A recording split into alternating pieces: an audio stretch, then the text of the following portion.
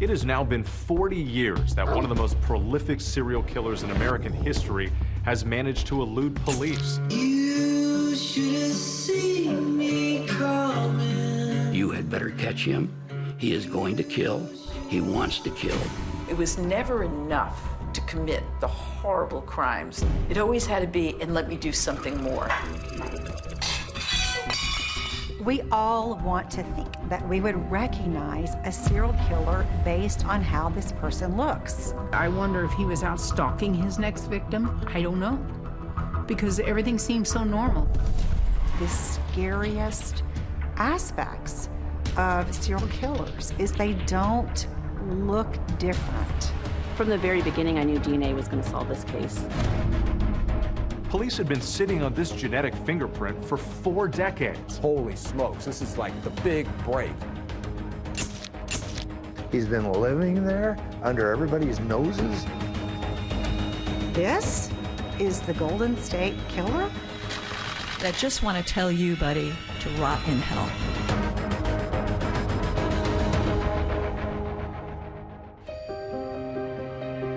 Michelle McNamara was a true crime blogger.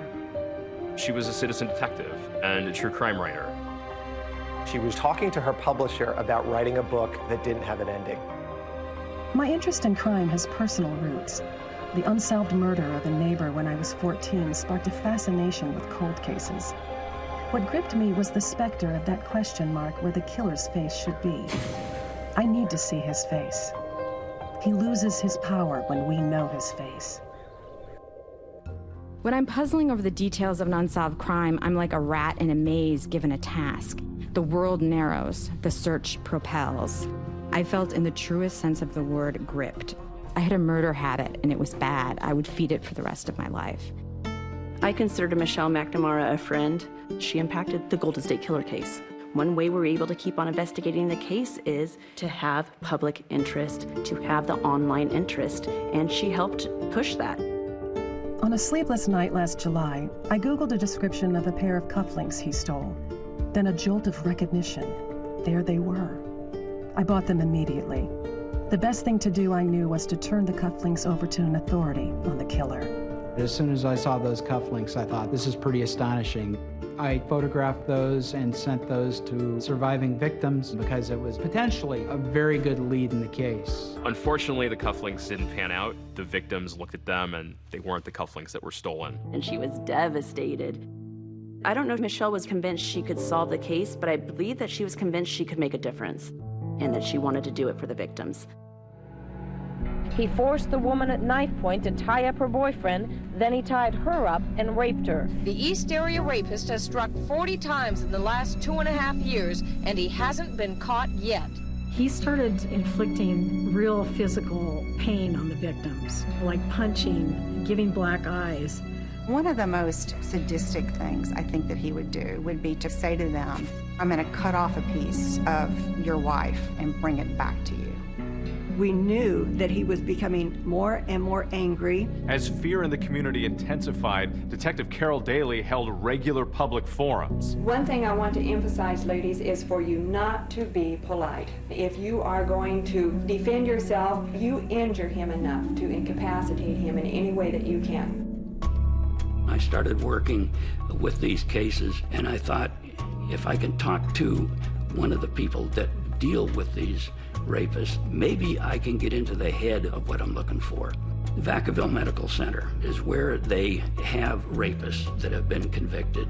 The men were asked what they thought was motivating the East Area rapists. The mere fact that he ties his victims up has to have them completely submissive. You can sense the conquest he had. You're not what you think you are, and you won't accept it, so you strike out to prove to them that you are, but in reality you aren't. And until you face that, you're going to keep on going and going. If I'm willing to kill you, the first move you make, you're going to be dead. The doctor told me, you had better catch him. He is going to kill. He wants to kill. He first becomes a burglar, and then he progresses to sexual assault, and then proceeds to escalate to murder. The East Area rapist disappeared from Northern California in July of 1979. He showed up in Santa Barbara in October of '79, and shortly thereafter, he starts killing. The Pacific Ocean was warming up, an inviting churn of white caps making its way toward soft sand and an endless line of 100-foot palm trees. Golden teenage boys with blank hair and effortless muscles headed for the water with their boards in a gait the locals called the Surfer Bounce. This was Santa Barbara's magic time. Dr. Offerman was an orthopedic surgeon. He had begun dating a psychologist named Alexandra Manning. On the morning of December 30th, 1979, some friends of Robert Offerman's had shown up at his condo for a tennis game. There was no answer at the door. I went in the sliding door and looked around the living room. On the floor, there were Christmas ornaments that had fallen off on the ground. Some bones right by the sliding door, which I thought he would leave it there, so we knew something was wrong. So I took a right towards his bedroom, and that's when I saw Miss Manning on the bed, and he was on the floor. Offerman and Manning both were shot and killed. It was the holidays. As authorities processed the crime scene, they stepped around a turkey carcass wrapped in cellophane that had been discarded on the patio. They concluded that at some point the killer had opened the refrigerator and helped himself to Dr. Offerman's leftover Christmas dinner. It was never enough to commit the horrible crimes. It always had to be, and let me do something more. Let me go into your refrigerator and eat your holiday meal. The level of depravity that this man had and the execution of it was despicable and shocking. Larry Crompton, who led the EAR task force in Contra Costa County, reached out to Santa Barbara investigators and told them, this sounds like the East Area rapist that we've been dealing with. When I called Santa Barbara and talked to the lieutenant and said, I heard that you had a double homicide, would like to know about it because we think it's our rapist that is down there. And he said, don't know what you're talking about. Haven't had anything like that. Nope. Law enforcement agencies weren't necessarily as connected as they are now. I think there was still this thought that these are isolated instances throughout California. And that was it. It was so frustrating. I am sure that Larry Crompton called many jurisdictions because he truly believed that the rapist would move on and become a killer. Santa Barbara is an enclave of rich people. You've got Ronald Reagan. You've got people that are worried about their property values. They don't want news about a double murder in a house going wide. Pretty soon it gets off the front page. He gets a taste for not only murdering people, but murdering them after these prolonged, terrifying times in their homes. In 1979, a new and terrifying chapter. He starts a killing spree. 2 double murders in Goleta, the 1 double murder in Ventura, the murder in Irvine, and the double murder in Dana Point. The rampage of violence was brutal and unstoppable. 4 horrible murders within a 6-block radius in a suburban middle-class neighborhood. We knew it was the same person, but we couldn't prove it. Profilers of that day said, I know of no one who does what this offender does. I thought once he started killing, there's no way he can stop, and he's going to continue to do it.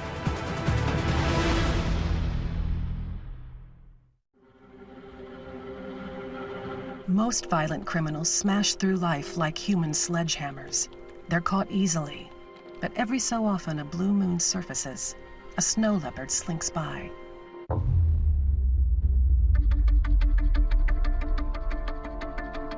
After 1981, we don't have an attack for 5 years. Well, I think people slow down in life. You don't have that sort of energy to be prowling. Like, you literally can't be out at 3 a.m., like, running across roofs, because you're not 18 anymore. I don't believe that his sexual deviances went away, but I can believe that he found other, less risky ways of satisfying those urges. Could he have moved out of the state, out of the country? Could he have died, got medicated? I mean, I don't know.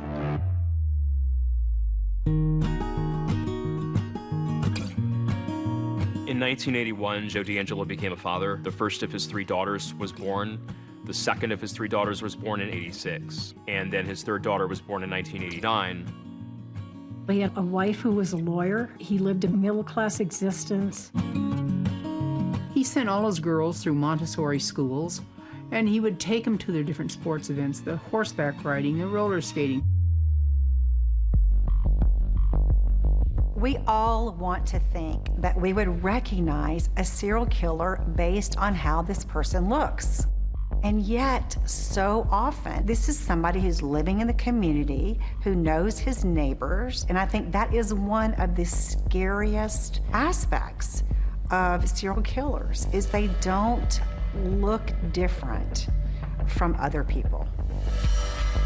My sister and I, Melody, used to take turns going out and babysitting while Sharon was in school. And I didn't start thinking about it till after he was arrested. Because when they started showing all these dates, I'm going, oh my goodness. I wonder if he was out stalking his next victim. I don't know.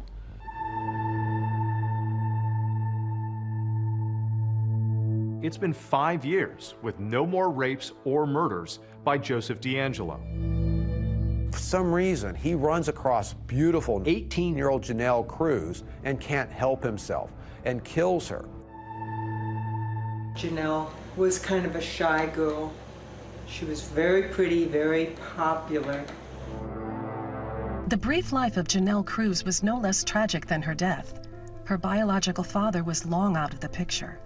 Her parents had gone to a cruise with her 6-year-old brother, and she was staying at the residence alone. And for the first time, left my daughter alone, because that was another thing that I never did, because I was worried that if I was gone, that something might happen.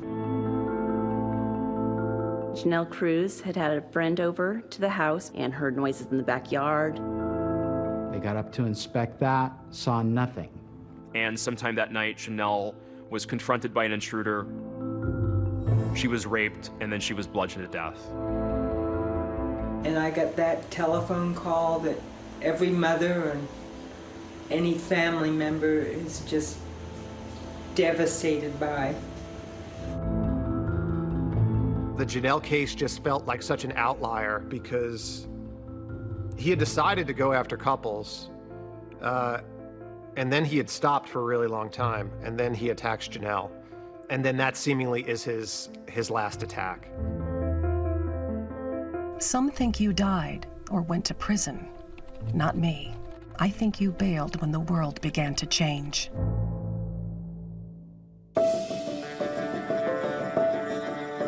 In the 1970s, there was no DNA. The investigators had evidence, but couldn't connect the crime scenes. They needed the science to catch up. DNA didn't enter the forensic landscape until about 1986, 1987. It would take 15 years for DNA to finally link the Northern California East Area Rapist series with the Southern California homicides, as all being done by one man. I was immediately on the phone to Larry Poole down at Orange County Sheriff's Office, and we're talking about, holy smokes, this is like the big break. But detectives still had no idea who he was. I got a little excited maybe in the first 18 to 24 months, but over the years, I chronicled and logged over 8,700 suspects in the investigation. After 5 years, we got no match, and after 10 years, we got no match, and we just were not getting a hit. When people have asked whether it worries me that the killer may still be out there, I wave dismissively, pointing out that he'd be much older now. He can't hurt me, I say, not realizing that in every sleepless hour, in every minute spent hunting him and not cuddling my daughter, he already has. Michelle McNamara was a mom, married to actor Patton Oswalt, investigating this case and working on a book. Patton describes her as staying awake at all hours of the night, would not put down her computer, would not put away the files. At the same time, struggling with her writing and publication deadlines, and she began self-medicating. I actually see her as being his final victim.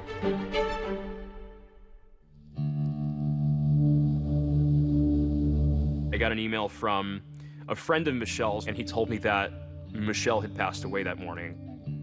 I think I went completely numb. I eventually learned that she had fallen asleep and didn't get up.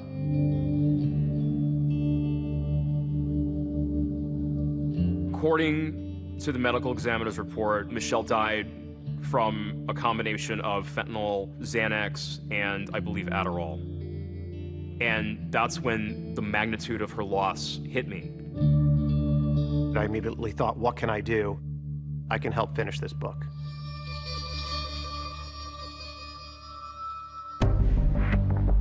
When Michelle passed, we decided at the end of the book, what are the strings that she left us to get us out of this maze?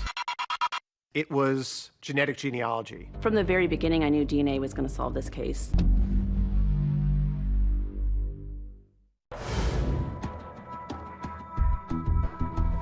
Thousands of pieces of a jigsaw puzzle, and only one person knew what it was supposed to look like.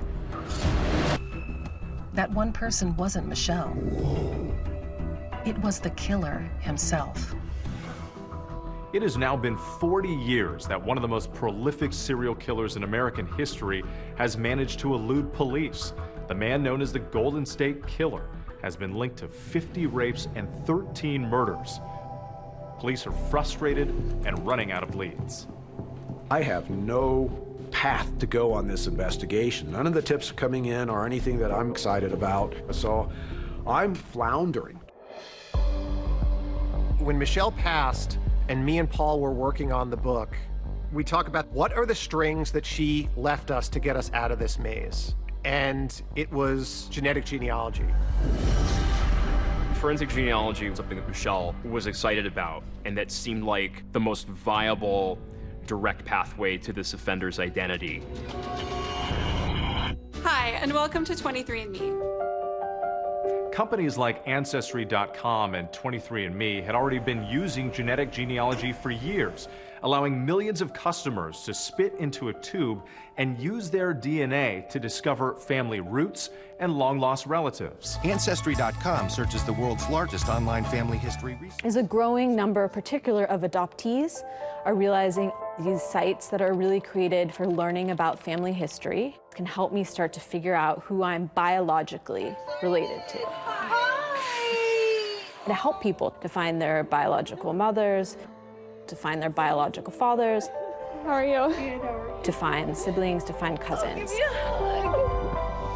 It wasn't too long for people to realize, wait a minute, what if we use the DNA of criminals to try and identify their second cousins or third cousins and try to narrow it down from there? I start learning how this technology could be used. We become blown away at the power of it. And then we recognize this is the way we need to go. But then there was a concern as to whether we had enough DNA. I had consumed all the East Area Rapist DNA, doing all the testing I had done over the years. And he found a pristine DNA sample going back to the 1980 murder of Lyman and Charlene Smith in Ventura County. A second sexual assault kit in the coroner's office that had never been opened. To my knowledge, there are no other medical examiners who make duplicate rape kits. In March of 1980, Lyman and Charlene Smith were found bludgeoned to death in their bed. It was a horrific scene that I will never forget. Got to arrive at the scene with my little suitcase, a tube rack, dry ice, and a microscope. I always made duplicate kits, and both kits were identical.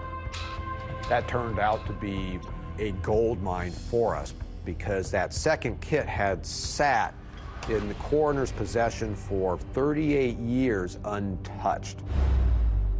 And so these swabs collected from Charlene Smith's body were pristine. Police had been sitting on this genetic fingerprint for 4 decades, waiting for the science to catch up. Genetic genealogy had only been used to solve a criminal case once before by a woman named Barbara Ray Venter. I've always liked puzzles. I used to love playing Clue when I was a kid. What I've discovered is that law enforcement are pretty big gossips. And so they were all sort of talking amongst each other. And apparently Paul was talking to the detective on the other case. And I was like, how did you do that? I call Barbara up and I explain, I'm working a case. It's an old case. I don't tell her what case it is, but could this be done to identify this unknown offender? So Paul Holes was able to take that DNA and convert it into a DNA profile, which is basically a number. And he used this no-frills genealogy website called GEDmatch. And I just uploaded the Golden State Killer's profile and allowed the GEDmatch servers to do their magic and produce the list of people that potentially shared some DNA with my offender. We were all logging in several times a day to see if the matches are there. Then all of a sudden, he started connecting to some distant relatives. We're talking third, fourth, fifth cousins. So we immediately knew that we were going to be building a lot of family trees to sort out who he was. We're now trying to identify common ancestors from this list of people who share DNA with the person we're looking for. And we end up spending 4 months building family trees. And unlike if you were to upload your DNA to a website and try to build out a family tree from yourself being the beginning point, this is reverse engineering a family tree. So you start with a wide swath of potential relatives, and by a painstaking process of elimination, you start cutting down that pool. Narrow it down, narrow it down, narrow it down. Genealogy testing had indicated that our offender was of European descent. 40% Southern European, and a number of the matches that we had were with people who had Italian surnames. Once it came down to that final pool, that's when the real detective work began. You had to hit public records. Things like marriage certificates, birth certificates, grave site markings. So now we only had 6 men on the list. So now they had to be a certain age, they had to be in Northern California, and they had to be related only through the maternal line to our crime scene DNA. And at that point, we then had one other piece of information that we hadn't applied yet, and that was eye color. She looks at a separate tool on a related site that suggests that their suspect had blue eyes and was bald. The FBI then pulled the California DMV records for those 6 men. Only one had blue eyes. Joseph D'Angelo. Joseph D'Angelo. Joseph D'Angelo.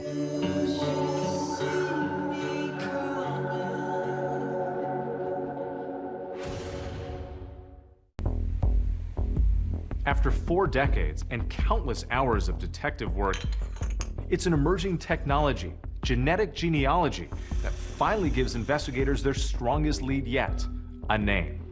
Who is this guy? I need to start drilling down on him, and I'm now within a couple of weeks of retiring.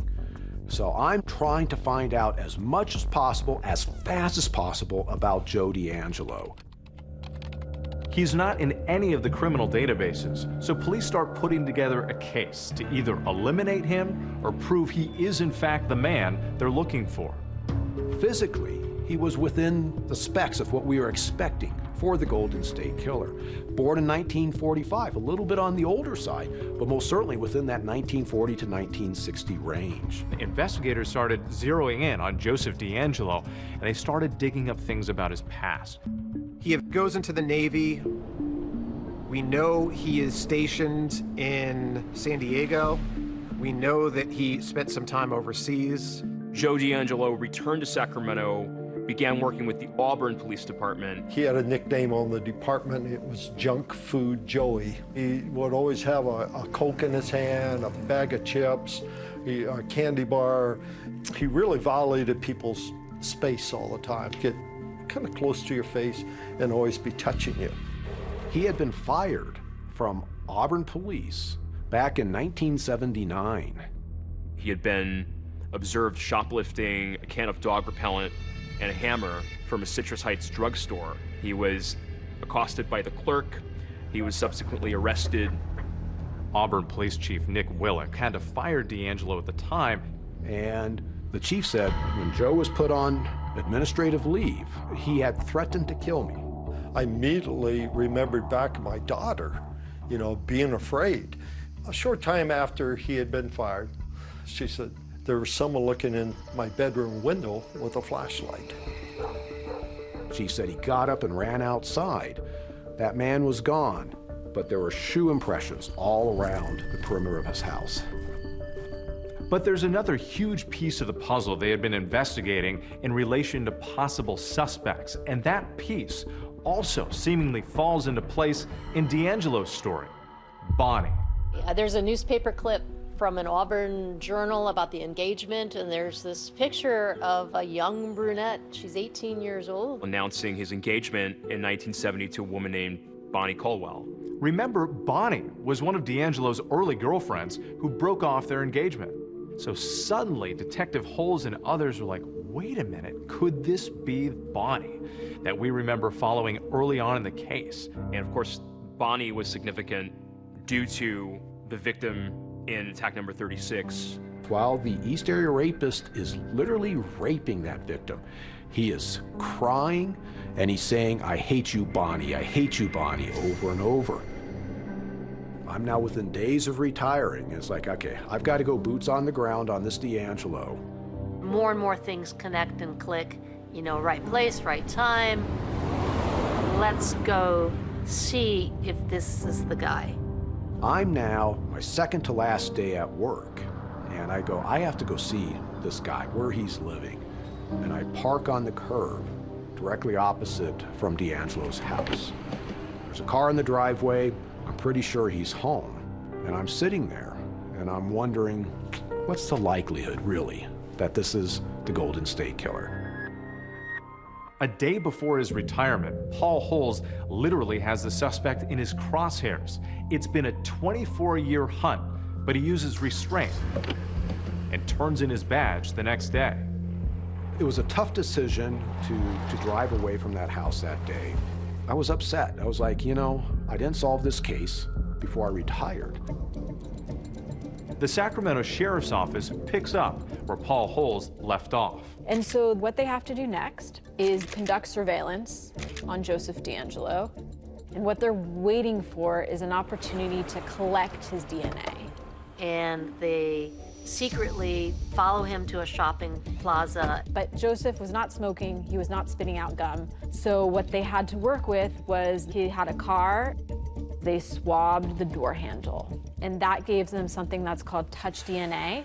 They were able to pick up an initial DNA sample and some fingerprints from his car door. I'm sitting in a Chinese restaurant in Colorado Springs, and my cell phone rings, and it's Lieutenant Kirk Campbell from Sacramento DA's office. You can absolutely not tell anybody about this. And at that moment I go, okay. And he says, the lab is excited about this. It's mixed with DNA from other people, but it looks like it might be a close match. But the Sacramento DA was saying, we want a cleaner sample. So they stake out his house, wait for him to put out the trash. He puts his trash out on the curb. They get a guy that comes and collects the trash. They sneak over and pull tissue out of the trash bin and take that back to the lab. And one of the items out of the trash had a single source male DNA profile that matched 100% the Golden State Killer's DNA profile.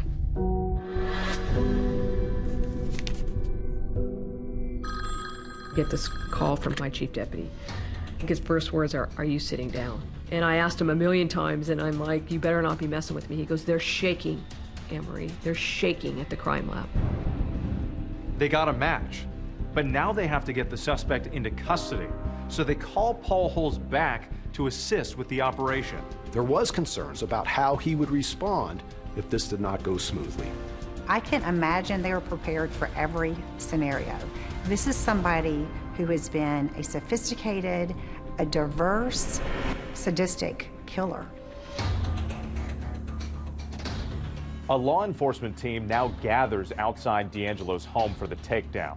He and his wife have been separated for decades, and he's living with his daughter and granddaughter. The hope is to get him away from his house in order to be able to do it safely. So at a certain point, D'Angelo's over off to the side of his house. It looks like a prime spot. And then we just hear over the radio, go.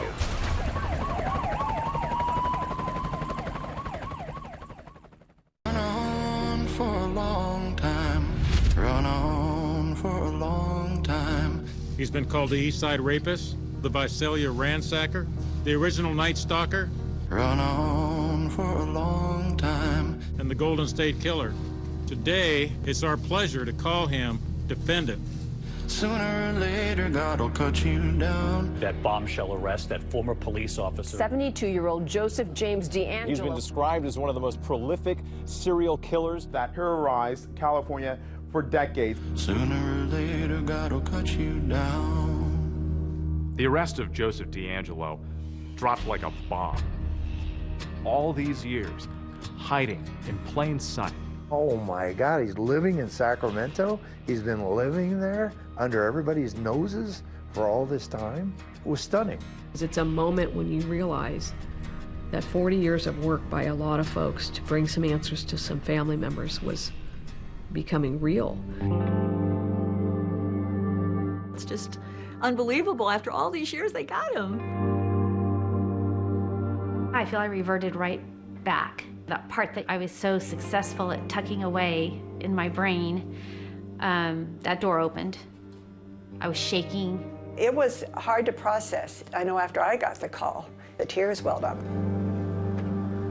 Thousands of nightmares and thousands of sleepless nights have come to a rest. It was just something that was on my mind for all those years. Want him caught before I die.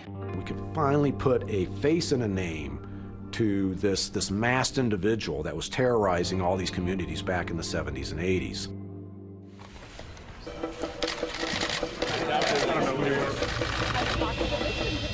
Joseph D'Angelo's first arraignment in court. Please make sure your cell phones are silent. Was a complete madhouse. It was a zoo. In the front rows were family members of victims and victims themselves. We were all super, super nervous. I start sobbing and sobbing, and I couldn't stop. Joseph James D'Angelo. And then that moment, Joseph D'Angelo in a red-orange jumpsuit that says prisoner on the back rolls in a wheelchair, hunched over, his hands handcuffed. This is the Golden State Killer? This old man? And he looks so harmless. And I think that is exactly the impression that he wants to create. Is Joseph James D'Angelo your true, correct legal name? I'm sorry? Yes. You are. At that moment, you could hear gasps. There was something about his voice that clearly brought back years of pain and fear. I thought, this has got to be a big act.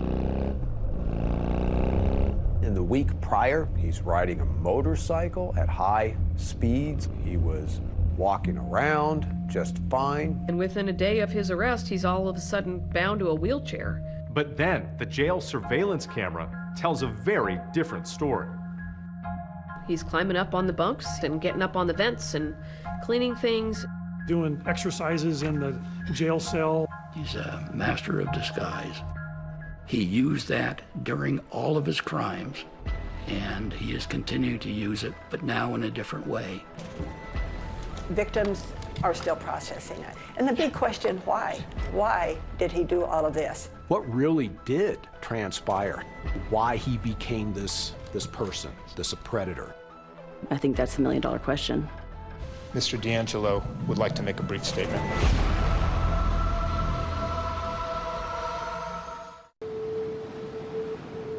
I'd like to get into his mind to talk to him and find out what brought him up to where he was. There is no recipe for a serial killer. We can see all of these markers or all of these risk factors along the way. We have a physically abusive dad. And a relative reveals a bombshell in that HBO docuseries I'll Be Gone in the Dark, detailing how Joseph DeAngelo, at the age of 9 or 10, allegedly witnessed his younger sister being sexually assaulted. She was 7 years old. The very thing that happened to my mother is the very thing that my uncle went and did to other women. How sickening is that? It would be so easy for us as forensic psychologists if we could kind of go, a person is abused, and therefore they become this kind of offender. The vast majority of people don't turn into serial rapists and serial killers. So it's hard to feel the sympathy for these offenders or to say that this event made him do it. Bonnie certainly is not responsible for DeAngelo's actions, and the breakup did not cause those actions.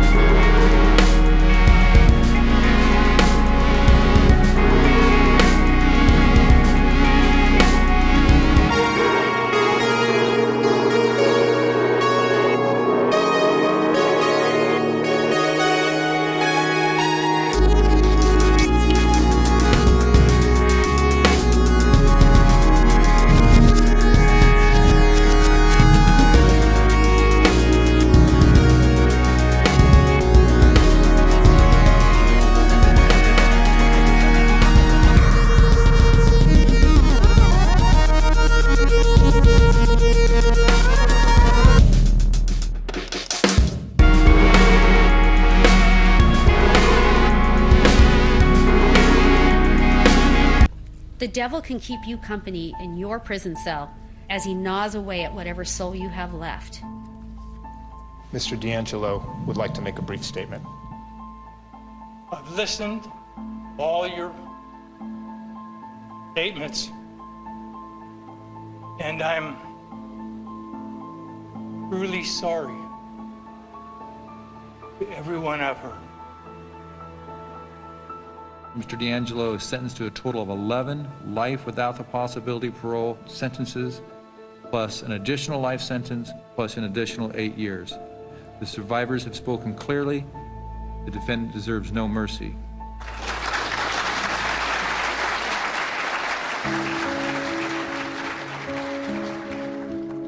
In the end, we may have lost a battle one night, but we've won the war of life.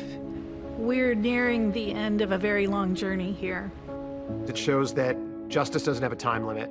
You can still find answers decades and decades later if you're willing to do the work. Inside Michelle's computer, she had a letter, and it was her writing directly to the Golden State Killer. One day soon, you'll hear footsteps coming up your front walk. This is how it ends for you. You'll be silent forever, and I'll be gone in the dark. You threatened a victim once. Open the door. Show us your face. Walk into the light.